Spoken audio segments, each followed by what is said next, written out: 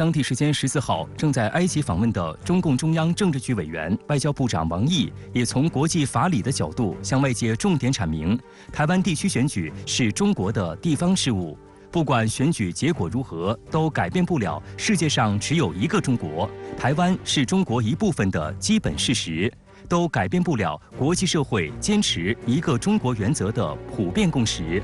王毅表示，80年前就在我们今天所在的开罗，中美英3国发表开罗宣言，明确规定把日本所窃取的中国领土台湾归还中国。此后，1945年中美英苏联合发表的波茨坦公告第8条规定，开罗宣言条款必将实施，日本则接受波茨坦公告，宣布无条件投降。这一系列具有国际法律效力的文件，构成了战后国际秩序的组成部分，也奠定了台湾是中国不可分割领土的历史与法理根基。在台湾选举之后，王毅又重申台湾属于中国领土不可分割的一部分的国际法理是有它的意义的。一方面的话呢，再一次强调台湾是中国领土的一部分，在国际法上的地位是不可动摇的。另外一个的话呢，我想应该是提醒国际社会，尤其是某些国家，必须要去尊重国际法，尊重2战反法西斯重大胜利之后的形成的一个国际的大格局，不要去挑衅一个中国原则，不要去给台独提供某一些不良的信号，这样的话呢是不利于世界的稳定，也不利于这些国家所树立的所谓的尊重国际法的这个形象。王毅强调，台湾从来不是一个国家，过去不是，今后更不是。台独从来不可能成事，过去不能，今后更绝无可能。台湾岛内谁想搞台独，就是分裂中国国土，必将受到历史和法律的严惩。国际上谁要违反一个中国原则，就是干涉中国内政，侵犯中国主权，必将遭到全体中国人民乃至国际社会的共同反对。在1月15号的外交部例行记者会上，外交部发言人毛宁表示，很多国家和国际组织公开重申恪守一个中国原则。事实上，不仅俄罗斯，还有很多国家和国际组织，包括印度尼西亚、越南、柬埔寨、老挝、孟加拉国、菲律宾、斯里兰卡、尼泊尔、南非、埃及、埃塞俄比亚、津巴布韦、哈萨克斯坦、乌兹别克斯坦、塔吉克斯坦、白俄罗斯、塞尔维亚、匈牙利、巴布亚新几内亚、古巴、委内瑞拉、上合组织、阿拉伯国家联盟等等，以发表声明、新闻公报、答记者问等方式，公开重申恪守一个中国原则，坚定支持中方维护国家主权和领土完整，反对任何形式的台独，支持中国统一大业。这是国际社会的正义之声、和平之声，体现了国际社会坚定捍卫联合国宪章和国际关系基本准则的广泛共识，代表了时代潮流和历史大势。我们感谢这些国家对中国正义立场的理解和支持。1月15号，太平洋岛国瑙鲁宣布承认一个中国原则，同台湾当局断绝所谓外交关系，愿同中国恢复外交关系。对此，外交部发言人表示，在一个中国原则基础上，中国已同全世界182个国家建立外交关系。瑙鲁政府决定同中国复交，再次充分说明一个中国原则是人心所向、大势所趋。中国愿同瑙鲁在一个中国原则基础上开启两国关系新篇章，而瑙鲁也成为民进党蔡英文8年任内被断交的第10个所谓的友邦。事实上，即便在岛内，相较于2020年，民进党得票数也减少了258万，得票占比下降了17个百分点，有60%民众没有把选票投给民进党。这也充分说明，民进党虽侥幸过关，但不能再称代表台湾民意。从这次得票上来看的话，在参加投票的1400万人当中，赖萧配也不过是拿了558万票，也就是40.05%的一个得票率。如果说赖萧配的得票数除以所有的有资格参加投票的人数1954万的话，那他只有28.58%的支持度，所以他不能够代表台湾的主流民意。我想绝大多数的台湾民众还是想过和平、稳定、富足的这种好日子，而不是动荡不安、战争阴霾遍布的这种苦哈哈的日子。同时，民进党失去台立法机构掌控权，令赖清德近乎是个跛脚鸭，以至于他在选后脸色都极其难看。因为他知道接下来4年将面临非绿民意代表的问询，而这一数量超过了绿营的民意代表。从这一次的选举结果来看呢，国民党重返立法机构成为最大党，有60%的选民呢不满民进党执政8年一党独大。民众呢都期盼，不管是国民党还是民众党，未来在立法机构能够共同来监督制衡民进党，避免民进党呢再次上演这个行政立法一把抓的这个政党戏码，不让民进党再继续一手遮天。2024年台湾地区领导人选举已经在1月13号晚上出炉，为什么会出现这样一个结果？最主要的原因还是蓝白不合。这是个结构性的问题，因为3组鼎立的情况之下，第一名总是有优势的。赖清德这一次他的得票的情况来看，没有过半，甚至基本上回到他的基本盘，显示说这3组候选人其实也没有一个特别强的。当然，就是民进党掌握着执政的优势，他有很多资源可以用，甚至动用了司法的资源来去恐吓对手，所以这个是民进党最终胜出的一个非常重要的因素，就是它资源更多一些。应该说呢，在台湾地区立法机构民意代表的选举当中，中国国民党拿下了52个席位，重新成为台立法机构当中的第1大党。所以刘先生怎么来看这个结果？能说国民党还是有所得，甚至有所赢的吗？在这种情况之下，国民党赢得了一个在台湾地区立法机构里面制衡、牵制民进党的一个重要的一个平台。我是认为说，这样的一个结果对于国民党自身稳住阵脚是有帮助的。我觉得说，国民党他未来相当长一段时间他是喘一口气了。其实我们知道，民众党里面有好几位其实是蓝营的人，然后呢，无党籍的2位其实也是蓝营的人，他这股力量串联起来的话，应该来说还是有可为的地方。那么悬念在于，接下来柯文哲代表的民众党究竟会跟国民党合作，还是会跟民进党合作？政治是很现实的，我觉得不排除民众党会跟民进党合作。为什么呀？因为民进党这是赢得台湾地区领导人选举，手上有乌纱帽，随便派几个给民众党，我觉得柯文哲就不一定招架得住。郑先生，您对这个赖清德胜选之后，接下来2岸关系的走向有什么样的前瞻？我想，如果赖清德上台以后，他不和台独保持距离，他不走到回到这样的2岸关系一个正常的轨道上，和平发展、融合发展最后指向我们所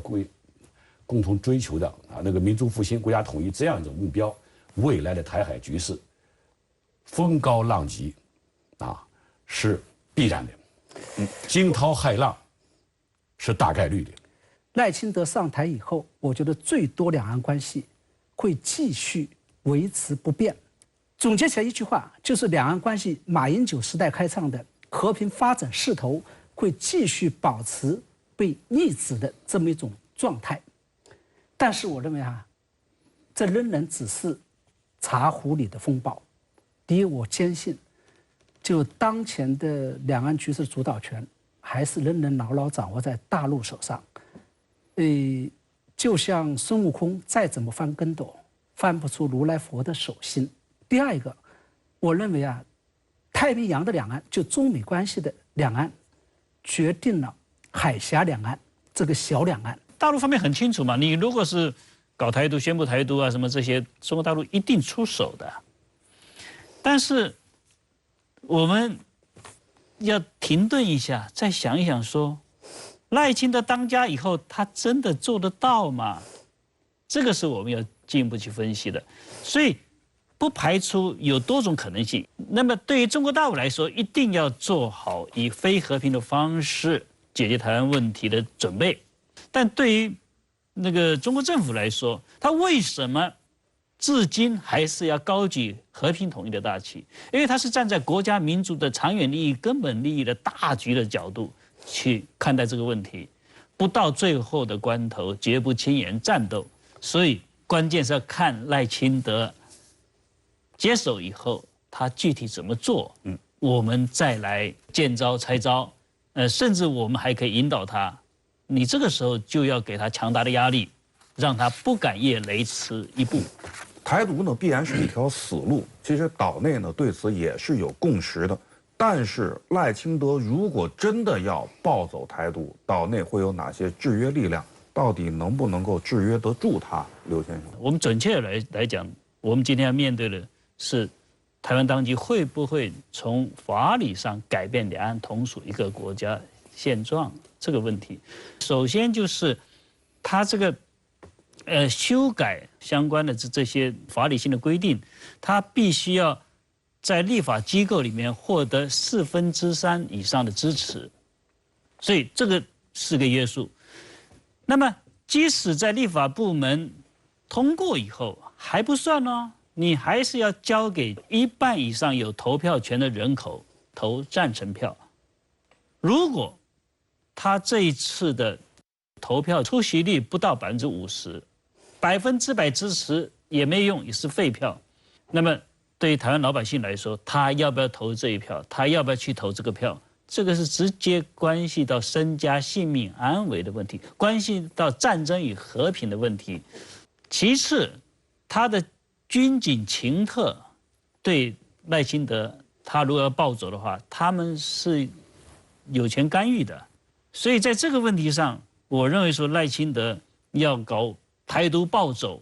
他自己自说自话我就想来干什么，其实是不太现实的。最近，绿营政客丑闻迭出，赖清德本人也深陷其中。从赖皮寮事件到私生子传闻，一系列的丑闻呢都在持续发酵。那么这会对接下来赖清德开展工作带来什么样的影响呢？刘先生，那他现在自己当台湾地区领导人了，你面对这样的问题，你如何去自圆其说？所以这个对于赖清德的形象，应该是非常大的打击。对于他以后想要整别人，人家就说你自己身都不正，你怎么整别人？对于他以后的施政，应该来说是一个非常大的一个硬伤。所以这是台湾在野势力、其他的一些反对势力，去牵制赖清德的一个非常重要的一个抓手。当然，赖清德的问题还很多，慢慢的我相信还会逐渐的会出来。所以赖清德以后要为所欲为是很困难的。就在台湾地区领导人选举出结果的前后，美国多次表态不支持台独。那么刘先生怎么看美国的这些表态？其中又是否包含着某种敲打？拜登政府在赖清德当选以后的第2天，立马就派一个代表团跑到台湾来，说明美国火急火燎的，我必须要来，就是要把你的头给摁住，让你不要轻举妄动。为什么呀？因为美国还有自身更为重要的战略利益要处理，所以赖清德假如要蠢蠢欲动，美国一定出重手拍死他，不信我们等着瞧。这一次他美国派代表团这个事情，在台湾选举之前他就宣布了。一方面的确是有敲打赖清德的这个意图，但另一方面我们也要看到，美国在台湾问题上，他不赞成台独这样一种说法，实际上呢，也是为今后他干预台湾问题呢，这个埋下一个伏笔。这背后就是美方对于目前的台海局势已经出现了一个极度的忧虑，这个忧虑就是他怕失去对台湾的影响力，所以不管你谁当选，我都得过去给你传达我的压力，耳提面命，对，耳提面命，然后呢再来跟中国大陆做一些沟通。在这次台湾岛内选举之后，日本又站出来，扮演了一个很不光彩的角色。您怎么看这个问题？日本呢，我认为他现在是借船出海，他就要借助美国的对华战略竞争，美国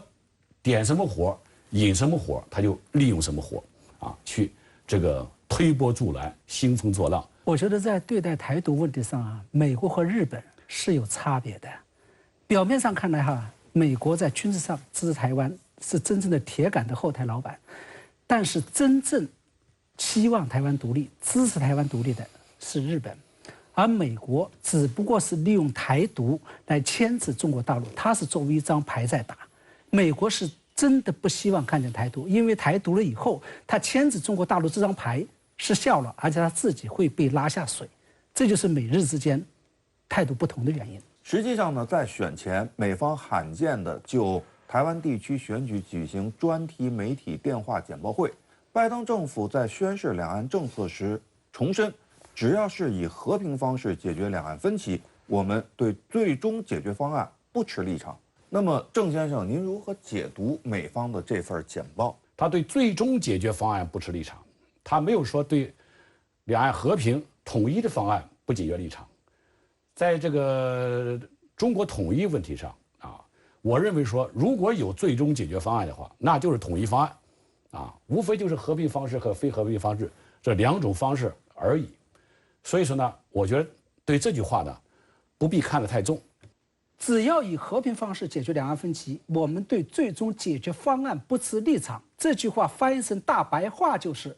我们不反对两岸和平统一。我觉得在这个时候做这个表态，应该还是一个非常重要的又一小步对于中国大陆的承诺。虽然这个东西是属于消极性的那么接下来就意味着我们对美国努力的方向就是要迫使美国的对大陆的政策由消极转变为积极。怎么转变为积极呢？就是你从公开我不支持台湾独立到最终表态我反对台湾独立，这就积极了。第二一个，我不反对两岸和平统一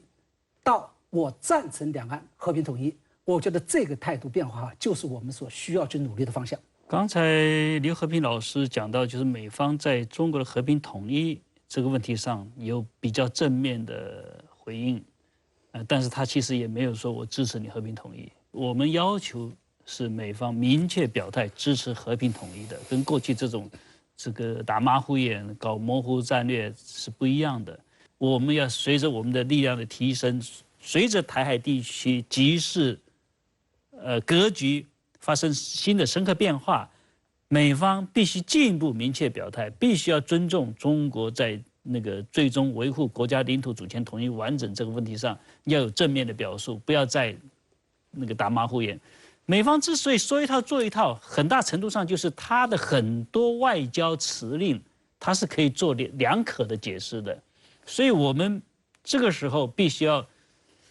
根据我们中方自身的国力的提升，向美方提出要改变了，你不能老是在这个问题上来那个搞这个平衡政策，搞两手政策，这是不允许的。我们希望这样的一个过程才刚刚开始。无论岛内政局如何风云变幻，两岸关系发展昭示我们，祖国必须统一，也必然统一。这是新时代中华民族伟大复兴的必然要求。中共18大以来，习近平总书记站在党和国家事业发展全局和实现中华民族伟大复兴的战略高度，敏锐洞察国内外形势和台海局势变化，深刻总结中央对台工作大政方针及实践，就对台工作提出一系列重要理念、重大政策主张，形成新时代党解决台湾问题的总体方略。这新时代解台问题的总体方略是，大陆处理两岸关系、解决台湾问题的一个纲领性的文件。第一个的话呢是坚决反对台独，遏制和粉碎一切台独行径。第二的话呢是坚决反对外来干涉，为国家统一营造一个良好的外部环境。第三个的话呢就是掌握两岸关系发展的一个主导权。第四个的话呢，那就是我们抓住两岸关系发展的主动权。我们将不会随着岛内的政治形势比如说选举的结果去发生动摇。实际上，在近期中美的一系列互动中，多名中方官员都重点向美方阐述了在台湾问题上的立场。1月9号，中共中央对外联络部部长刘建超应邀在美国对外关系委员会发表演讲时强调，台湾问题是中国核心利益中的核心，是不能逾越的红线。同样在9号，中国驻美大使谢锋在卡特中心举办的中美建交45周年研讨会上表示，台湾问题是中美关系中最重要、最敏感的问题，美方应该以实际行动遵守一个中国原则和中美3个联合公报规定，将美国领导人不支持台独、不寻求把台湾问题作为遏制中国工具的表态落到实处，与中方一道维护台海和平稳定和中美关系大局。此外，在第17次中美国防部工作会晤期间，中方强调，在台湾问题上绝不会丝毫妥协退让，要求美方恪守一个中国原则，切实将有关承诺落到实处，停止武装台湾，反对台湾独立。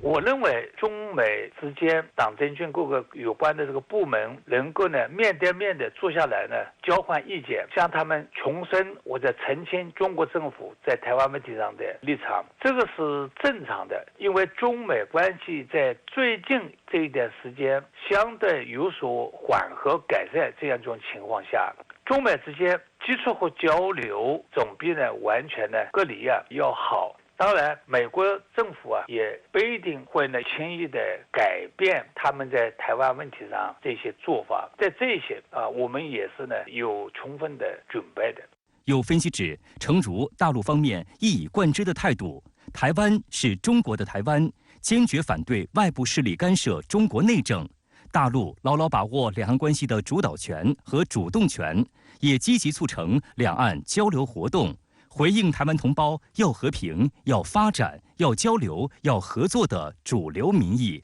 正如国台办发言人陈斌华13号晚所言，与台湾有关政党、团体和各界人士一道，促进两岸交流合作，深化两岸融合发展，共同弘扬中华文化，推动两岸关系和平发展，推进祖国统一大业。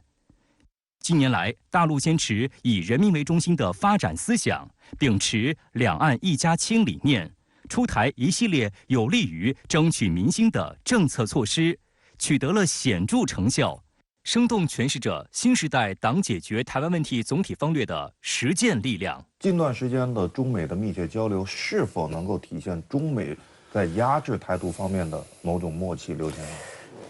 我觉得我们反对外部势力介入台湾事务，是反对外部势力明里暗里支持台独，但是这并不意味着我们不可以团结国际上一切可以团结的力量去压制台独。所以在从某种程度来讲，中美共管台独是可以去做的。近期呢，一些绿营媒体炒作说，这次岛内选举的结果可能会对两岸关系造成很大的影响。但实际上，我们知道，国台办一再重申，大陆对台方针政策是一贯的、明确的。那么接下来一段时间呢，我们是不是还会以不变来应变？刘先生，我觉得在这个问题上我们要解决一个错误的认知，或者是一个错误的迷思，就是我们不能够把民进党是否上台、是否执政以及执政了多长时间作为衡量我们对台政策是否成功还是失败的一个标准。我觉得衡量我们对台政策是否成功的一个最为重要的标准，就是我们的政策是否促进了两岸之间的民心契合，这才是我们要重视的。我们要持之以恒，继续坚持。坚持什么呢？坚持通过和平发展的方式来实现两岸和平的统一，咬定青山不放松。不管你谁上台，不管你岛内发生什么样的变化，我始终坚持这一点，以我为主。同时呢，我们也看到商务部、中央台办、发改委、工信部近日联合印发了关于经贸领域支持福建探索海峡两岸融合发展新路若干措施的通知。刘先生怎么看目前出台的这些措施，又有哪些方面的考量？两岸之间的经贸关系、社会关系、文化交往、人员之间的往来，其实是对海峡两岸双方都有利的。我们看到类似的政策一波接一波，我说像潮水一样的，一波一波，它要慢慢去冲击，要冲掉的就是影响两岸经济、社会、文化、人员交往的一些障碍问题。我觉得两岸最终我们是要通过和平发展来实现和平统一，而经济融合是两岸实现和平发展到和平统一的一个重要的手段，而且我认为在眼下可能是最为重要的一个手段。因为经济融合就带来人员交流，人员交流就带来文化上的交流，这是有利于促进两岸的心灵契合的。但是我们话又得说回来，最终两岸统一是一个复杂的系统工程，光靠经济手段肯定是不能够解决两岸统一的。两岸统一最终还是个政治问题，需要通过政治手段来解决。军事不到万不得已的时候，我不用。这个军事用不用呢？你得两个，你得这个做一个全方位的理解。军事不一定是打仗，并不一定是战争。对，军事有很多用法。联合巡航也是用，而且我们现在这个用，我们不是简单的威慑，大家注意到没有？他用的是战备警巡。而且我们想的是东南就是东部战区是边准备边建设边斗争。什么叫斗争啊？斗争就是用。当前形势下，台海的时与势都在我们这一边，但是在岛内政局发生了一定变化的情况下，我们要如何牢牢把握两岸关系的主导权和主动权，不断推进国家完全统一呢？我们一定要保持战略定力和战略耐心。我们的战略定力和战略耐心来自于我们的战略自信。我们相信中国大陆一定会发展，时和势一定在我们这一边。我们一定可以通过我们自身的发展来促进两岸关系的和平发展，最终促进两岸的和平统一。也就是还是习近平总书记讲的那句话：两岸必将统一，这讲的是信心问题；两岸终将统一，这是时间问题。就是我不管这统一过程有多长，我可以等。那么这是赖清德上台改变不了两岸关系和平发展与两岸和平统一的终极大方向。以我为主，步步为营，深化治理，落实统一。